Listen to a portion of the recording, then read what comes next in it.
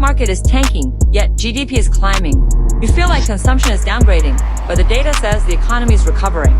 As an investor, you've definitely felt the sense of schizophrenia. Many people assume the Statistics Bureau is cooking the books. Wrong. The data isn't fake. You just haven't understood the rules of the game. GDP, the so-called Bible of macroeconomics, was never designed to measure your well-being. From day one, it was built as a dashboard for a war machine. If you don't understand the fundamental bugs in its logic, every investment decision might be wrong. I'm Irene.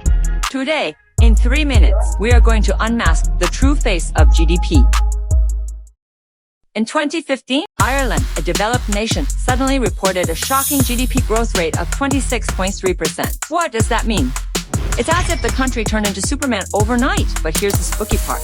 If you walked the streets of Dublin, nothing had changed.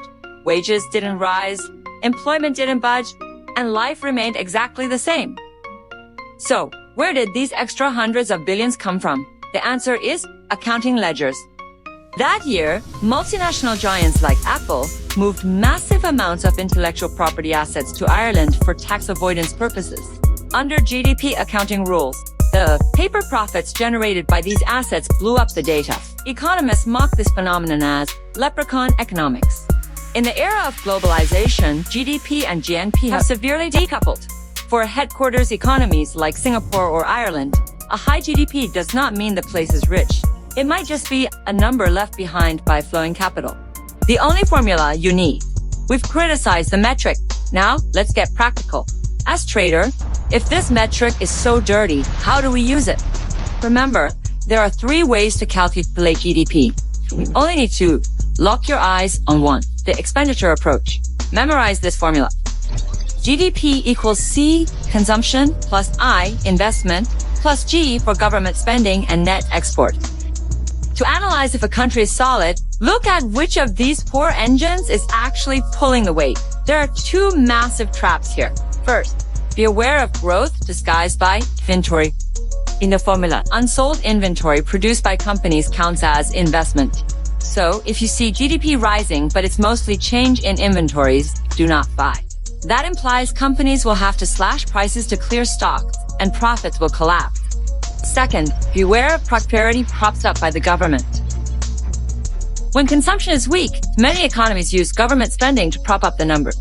Digging a hole and filling it up again increase GDP. This is the government spending. It generates no future cash flow, only debt. Therefore, good GDP should be driven by consumption. Finally, we must look to the future. The current AI wave might make GDP completely obsolete. Why? Because the essence of AI is extreme efficiency. In the next decade, as AI takes over production, global GDP might skyrocket, turning out endless goods and services. Question is, who is going to buy them?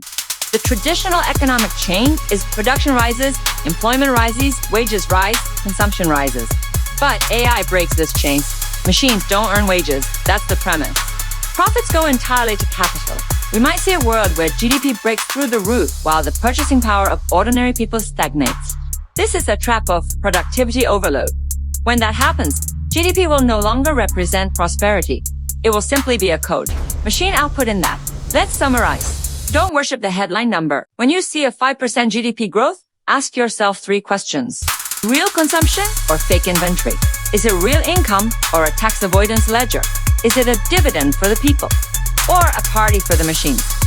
In this year of data overload, you must cut through the noise to see the trend. I'm Erin, follow along bridge. And I'll help you see through the macro fog to understand the essence of investing.